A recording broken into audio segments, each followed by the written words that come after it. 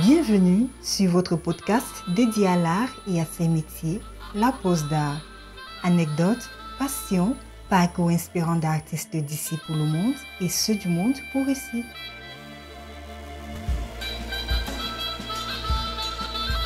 À suivre donc La Pause d'Art. Mais après, il y avait aussi il y a eu des performances un peu, je ne vais pas dire dramatiques, mais très politiques peut-être, je dirais. Celle qui a été faite à Haïti après. Oui, alors ça c'est bien plus tard. Là, tu fais un saut dans le dans le temps. Ouais, parce que comme on n'a pas trop début, de temps. Voilà, des années 2000. Et là, Haïti, c'est post-tremblement de terre. Hein, on devait partir, je dis on, parce que là, c'était déjà la mise en place de l'Artocarpe. Hein, c'est l'Artocarpe qui avait généré ça, de partir en résidence d'artiste en Haïti en 2009-2010. Et malheureusement, janvier est arrivé ce tremblement de terre qui a détruit tous nos plans. Et quand on a fait le tour de table en réunion, alors qui y va? Tout le monde s'est débiné. J'ai même eu des artistes qui m'ont dit « Ah non, je suis pas prête pour Haïti. C'est dans un tel contexte, non, moi j'ai besoin de mon hygiène et tout. » Et moi, j'ai maintenu, même mon compagnon à l'époque m'avait dit T'es sûr que tu veux y aller, toi? Voilà. Et je me souviendrai toujours qu'on m'avait même traité de folle, puisqu'on m'avait dit tu vas te faire kidnapper, on va te violer, on va te ceci, trucider cela. Et donc, en partant de Guadeloupe, j'ai décidé de faire cette performance en me disant pourquoi la performance? En me disant c'est pas la peine d'aller avec un appareil photo ou ceci, cela, il n'y a plus de moyens, tout a écroulé, tout. Qu'est-ce qui me reste pour faire œuvre d'art? Ton corps. Mon corps.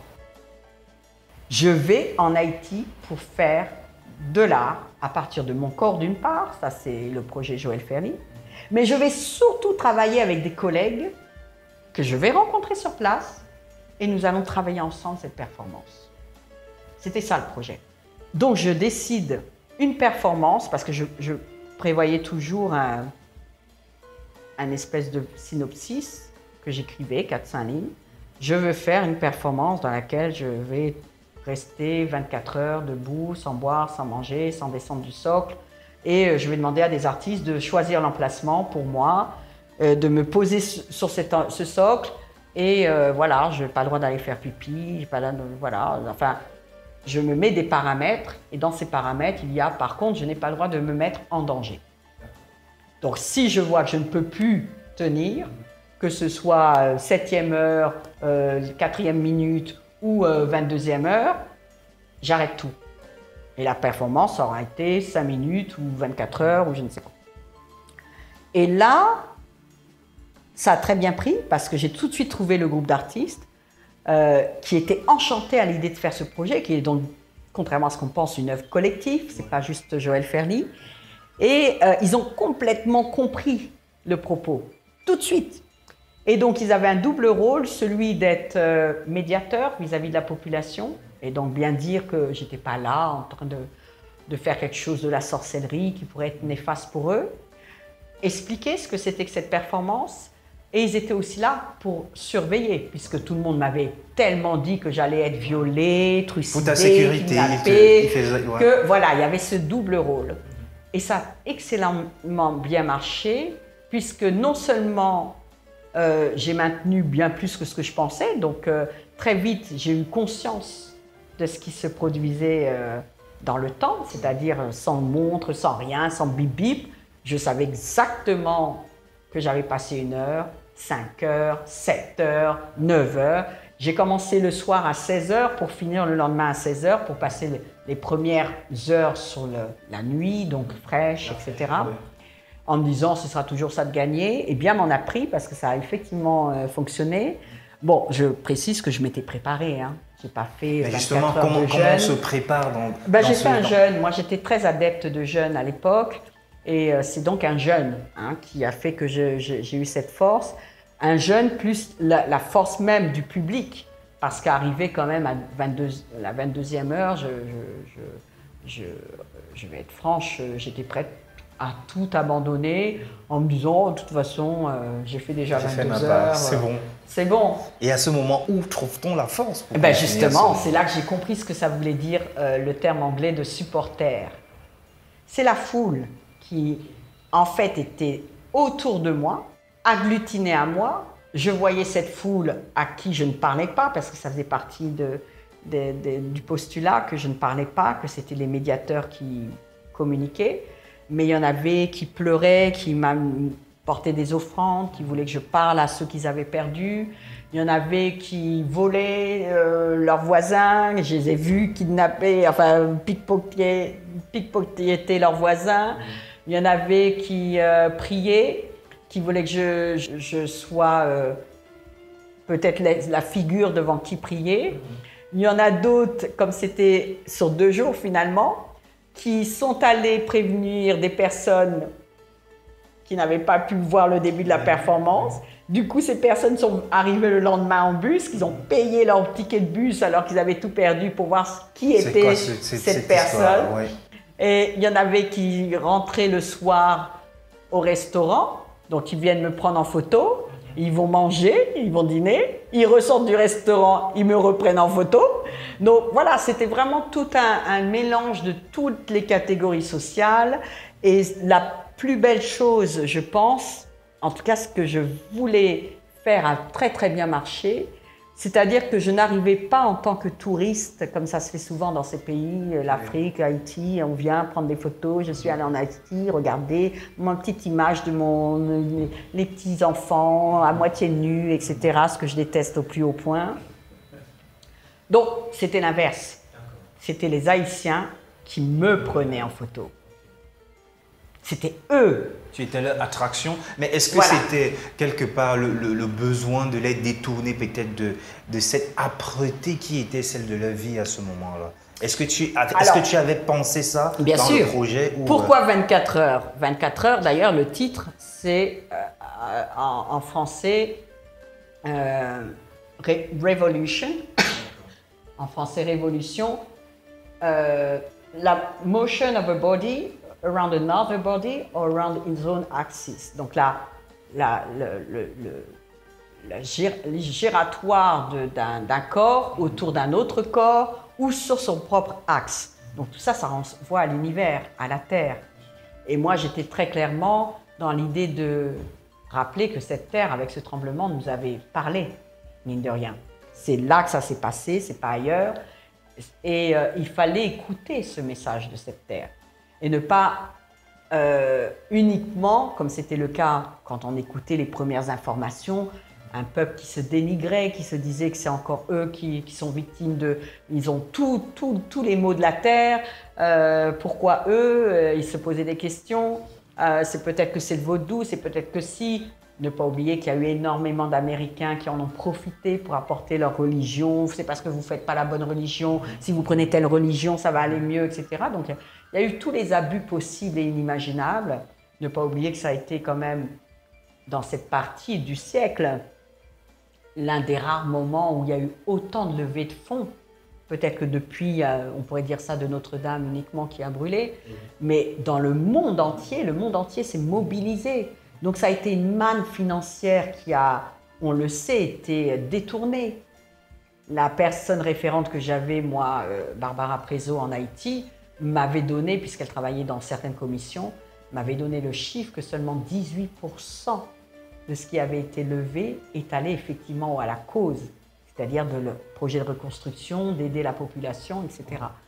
C'est dire à quel point beaucoup se sont vraiment enrichis à travers cette misère et cet aspect misérable. On le sait que la misère est aujourd'hui l'économie de la misère, une commodité comme une autre. Donc c'est malheureux à dire, mais j'arrivais avec toutes ces connaissances-là et avec vraiment ce besoin de renforcer la confiance en chaque être humain, en eux-mêmes, pour se dire non, si moi j'arrive à tenir les 24 heures, vous allez arriver à vous redresser. C'était ça le vrai message, au fond. Et quand j'ai eu ce problème au bout de 22 heures de me dire j'arrête, tout d'un coup je me suis dit mais non, là tu ne peux plus arrêter. Parce que cette œuvre, c'est plus la tienne, c'est pas toi qui décides.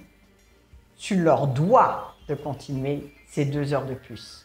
Et c'est grâce à cette énergie, là on est vraiment dans du spirituel, dans du méta. C'est pas du tout Joël Ferli qui pense que c'est vraiment du méta.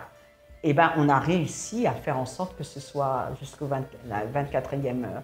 Mais ce qui est aussi très beau, alors moi il se trouve que je médite énormément, donc j'étais en phase de méditative, mais j'avais surtout une acuité du temps.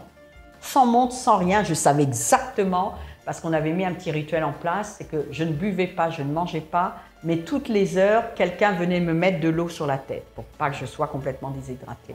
Donc je savais que là, il reste 3 minutes, quelqu'un va venir me mettre de l'eau sur la tête. Donc on me voit sur une des photos, puisque j'ai eu la chance d'avoir un photographe haïtien. Mais bon, ça c'est encore une autre histoire merveilleuse. Il se trouve que je démarche en amont du départ un photographe par internet en disant j'aimerais vous rencontrer quand je serai en Haïti. Premier soir où j'arrive pour dormir chez quelqu'un qui je vois ce photographe-là.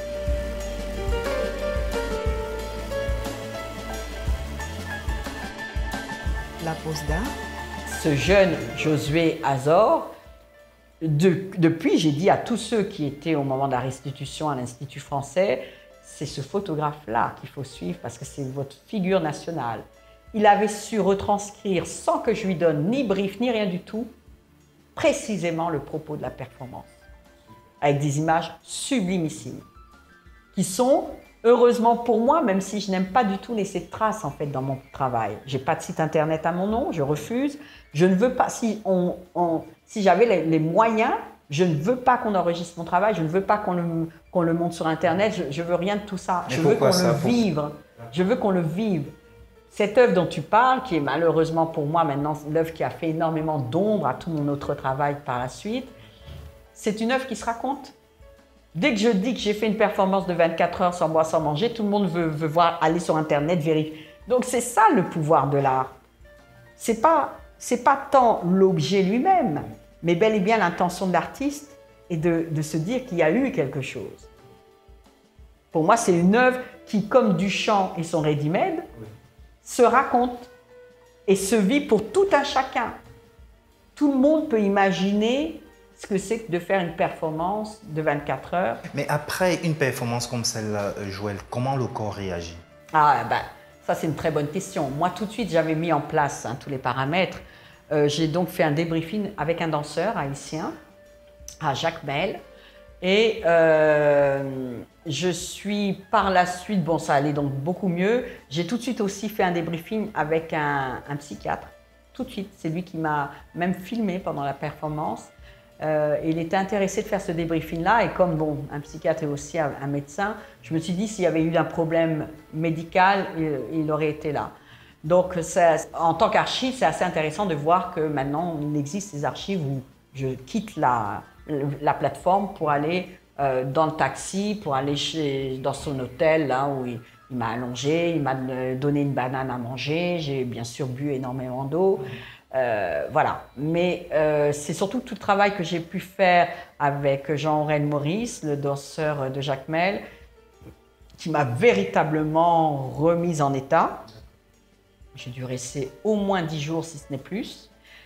Et par la suite, mon corps, effectivement, 2 ans ou 3 ans ou 4 ans plus tard, c'est là que j'ai commencé à avoir des problèmes de surpoids. C'est-à-dire que 4 ans plus tard, j'ai pris 20 kilos. En très peu de temps.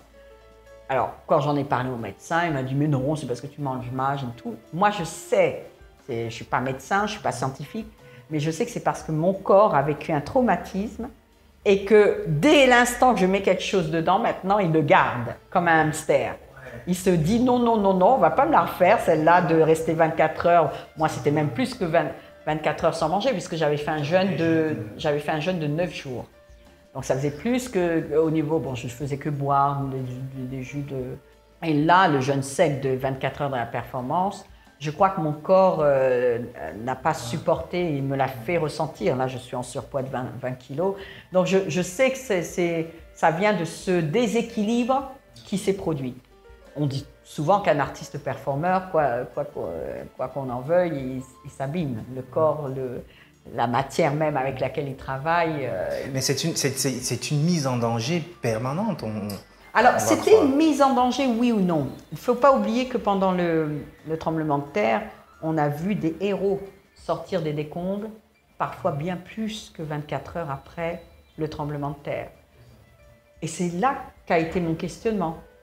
Là où on me disait que le corps ne peut pas survivre après tant d'années, 30 heures sans ceci, eux, non seulement ils étaient sous des décombres qu'il a fallu retirer, mais ils étaient dans des positions avec très peu d'air et ils avaient réussi à survivre. Donc c'est moi, là, le test que j'ai voulu faire à mon corps. Il dit, donc finalement, tu es capable de rester tout ce temps-là? Donc allons tester ça. C'était ça aussi le propos. Et le propos, bien sûr, à un niveau méta, c'est que si ton petit corps, ton petit toi-même, ta personne peut résister, alors quid au niveau social, peuple, de résister à tout ça. Mais quelles sont les choses, les émotions qui t'ont traversé? Parce que j'imagine qu'il y en a eu pas mal qui t'ont traversé pendant ce moment-là, ces 24 heures-là. Alors, oui et non, parce que l'état de méditation dans lequel je me plonge est un état qui me met au repos. C'est comme si, j'ai presque envie de dire, tu gèles quelque chose, c'est-à-dire c'est une parenthèse. Donc, passer les 5-10 premières minutes des fourmillements, parce que je m'étais quand même chaussée avec des baskets, j'avais mis un pantalon blanc, une chemise blanche pour gérer la chaleur. Et passer ces premières minutes, et d'ailleurs c'était intéressant parce que Jean-Aurel Maurice, le danseur, m'avait dit « Tu aurais dû être pieds nus, tu aurais dû te mettre pieds nus plutôt que d'être dans tes baskets, soi-disant air, machin, les trucs américains, où c'est soi-disant le super confort. » Ben non, il m'a dit « Ton pied sait exactement comment s'adapter au support. » Ce sur quoi il est posé, donc il se serait posé, tout simplement, il aurait épousé le socle, et là, tu aurais été mieux. Donc, j'ai eu les 5 premières minutes des fourmillements qui m'ont un petit peu stressée dans les premiers instants, puisque je me suis dit, ouh là là là là là, c'est mal barré. Je n'ai fait que faire 3 pulsions avec les bras et les mains, et ce fourmillement est parti. Et une fois que j'étais posée, je me suis dit, là, c'est bon, je crois que je vais pouvoir gérer. Et une fois que j'étais en méditation, je te dis, c'était beaucoup d'observation, c'était ça aussi mon intérêt, puisque je suis arrivée pour le protocole avec les yeux bandés, posés par les artistes sur le socle. Après, j'observais, puisqu'on m'avait dit que Haïti c'était atroce, qu'il y avait des kidnappings, etc. Et ce que j'ai observé, c'était que je n'étais qu'un être humain parmi d'autres êtres humains. Et comme tout être humain, tout ce qu'on veut, c'est de pouvoir vivre humainement. C'est-à-dire donc rien de plus que être ensemble, s'aimer et pas du tout se tirailler, etc. Donc, il y avait tout autour de moi, de l'autre côté de la place, les tentes où avaient été positionnées certaines personnes qui avaient perdu leur maison. La nuit, c'était aussi bien un salon de coiffure que le petit barbecue pour ci, les petits boulots informels devant. La vie, quoi. C'était la vie. La vie continuait son cours. La vie continue, se construisait, puisque de toute façon, aux heures de nuit, c'était bien plus frais. Oui. Et que de toute façon, il y avait vraiment rien d'autre à faire que de penser cette reconstruction. Et tu vivais comme ça aussi la résilience de ce peuple-là? Alors, j'aime pas trop ce terme, c'est marrant, parce que quand Boris Cyrulnik a émis dans toutes les consciences maintenant théoriques ce concept de résilience, je crois qu'aujourd'hui le peuple haïtien en a marre d'être associé à cette terminologie. Il en a tout simplement marre.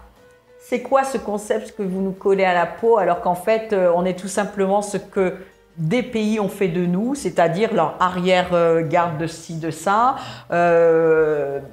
sans penser à nous, êtres humains.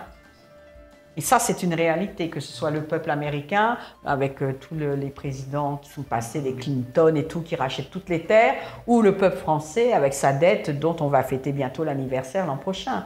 Et c'est ça plutôt que le peuple haïtien aujourd'hui veut pouvoir mettre sur la table. À l'heure où justement, au niveau mondial, on est enfin arrivé à faire en sorte que tous ces peuples colonisés arrivent aujourd'hui à dialoguer avec l'ancien colonisateur de manière sincère, authentique, sans qu'il n'y ait aujourd'hui de condescendance, hein, eh ben, on voit à quel point Haïti aussi a besoin d'arriver à ce niveau-là avec tous ces prédateurs, une fois de plus, les Américains en tête. Donc je crois que moi, la résidence de 3 mois, c'était justement pour prendre le pouls. J'étais allée en Haïti avant, j'ai oublié de le dire. Hein. C'est pas comme si je découvrais Haïti pour la première fois. Mais forcément, Haïti, après le tremblement de terre, c'était une première. Mais c'était aussi prendre le pouls de Haïti 2011, alors que j'avais vu Haïti bien avant. Donc, depuis, je suis retournée plusieurs fois. Et c'est là où j'ai bien senti qu'on est toujours dans cette relation des peuples prédateurs, des pays prédateurs sur Haïti.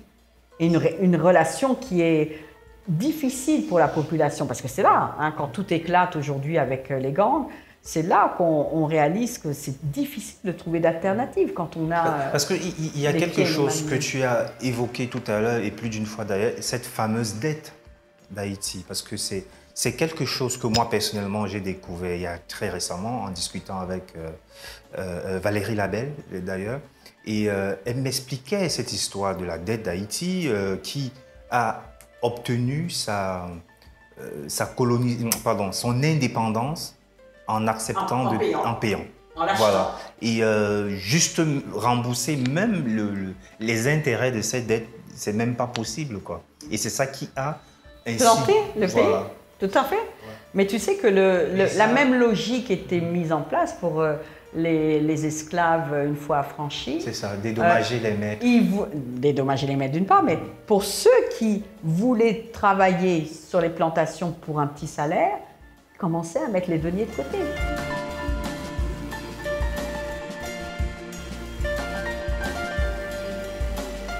Beaucoup de maîtres disaient qu'ils n'avaient pas du tout envie de payer quoi que ce soit, disaient bah, si tu veux, tu continues à travailler pour moi, mais cette fois, ton salaire, ce sera un bout de terrain. Et le bout de terrain était donné en fin de vie. Donc, comme tu dis, en fait, l'esclavage continuait quelque part, sauf que beaucoup le faisaient pour qui? Pour nous. Donc, on a tous dans nos familles, moi la première, ce fameux papier qui dit que l'ancêtre Jeannette Ferly a reçu ce bout de terrain en échange de toutes ces années de travail, etc. Et c'est pour ça que pour nous, la terre est sacrée. C'est parce qu'on sait que ça a été donné, attribué à la sueur et au sang de travail de nos aïeux. C'est pas prendre ce terrain et tout. Ça a été vraiment un combat pour eux de se dire, nous on a connu l'esclavage, mais on veut léguer à notre descendance un autre avenir. Ils se sont vraiment mis à œuvrer à la tâche pour ça, pour nous. Donc, cette logique de la dette, elle a toujours existé. La colonisation, le principe même de la colonisation venait avec des process très clairs de dépouillement à tous les niveaux, environnemental, sociétal, humainement, etc., à tous les niveaux.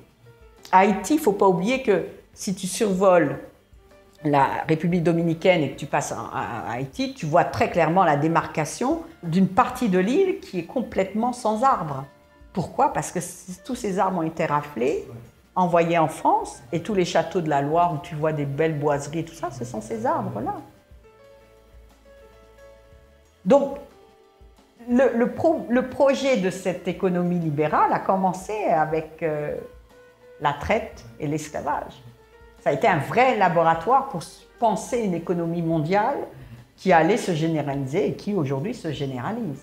Et qui est en pleine implosion carrément. Mais je vais faire peut-être un bond un peu en arrière parce qu'il est arrivé un moment dans ta vie, Joël, où je dirais tu étais au top du top, on va dire ça comme ça, et tu as tout laissé pour rentrer.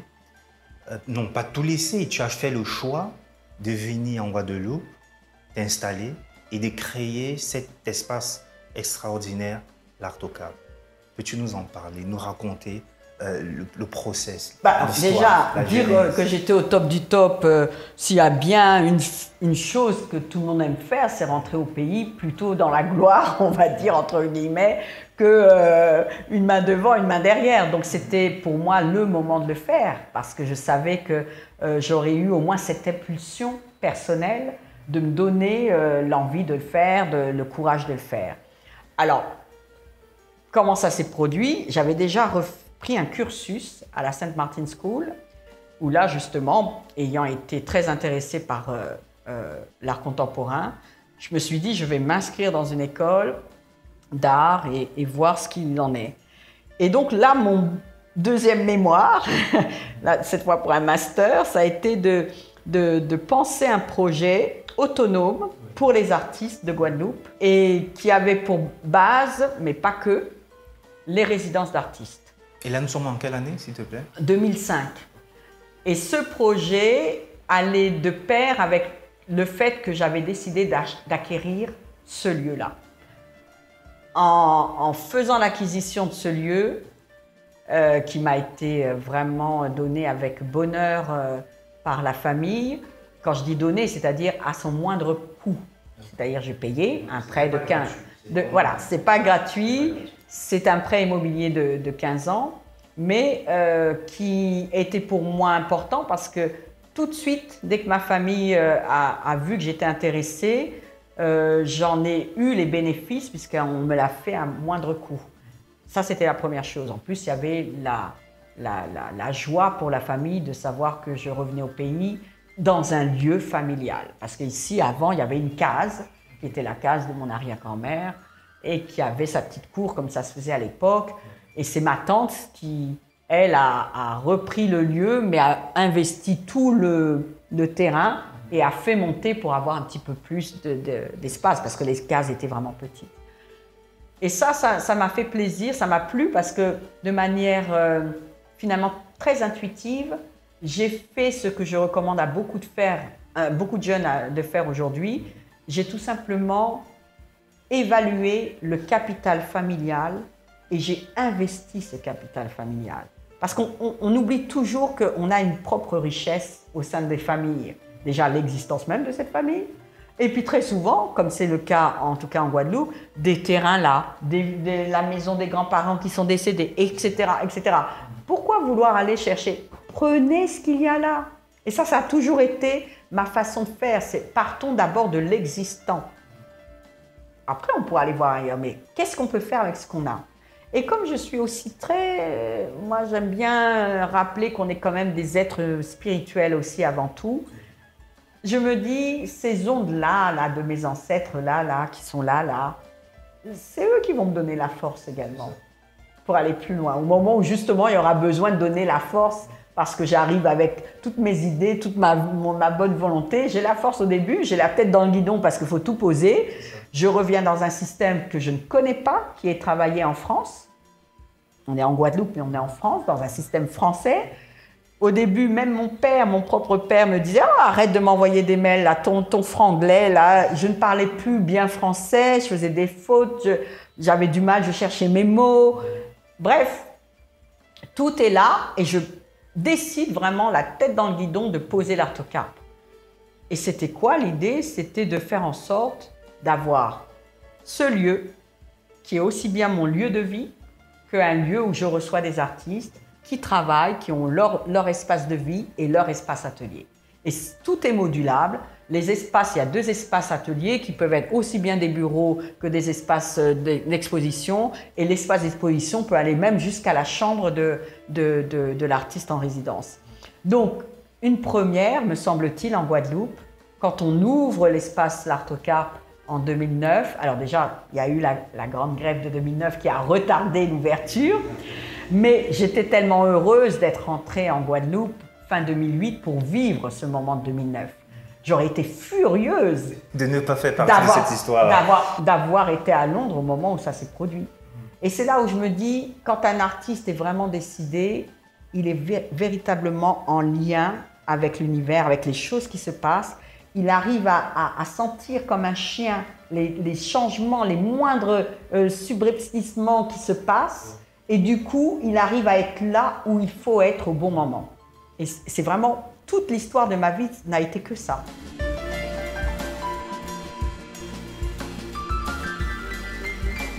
La pose d'art. Il y a eu cette beauté-là qui me faisait me dire que, ok, je rentre au pays, je demande à un magazine, à l'époque 7 Mag ou quelque chose comme ça, qui n'existe plus, d'avoir une double page pour publier des œuvres. Et le titre s'appelle « Cahier d'un retour au pays bancal ». Parce que j'avais senti qu'il y avait, comme la soufrière, là, comme le volcan qui se met en ébullition. Je me dis, mais ça va péter, c'est pas possible. On est le 15 janvier 2009. Le 20 janvier 2009, la grande grève commençait.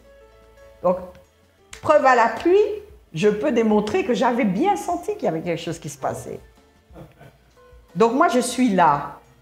Tu penses bien que tout ce que tu as vu au CAC, ça a été fait à l'époque en 2009. On avait investi, ils avaient plutôt investi puisqu'ils m'ont demandé d'en faire partie. J'ai dit, ben non, parce que je monte moi ma structure.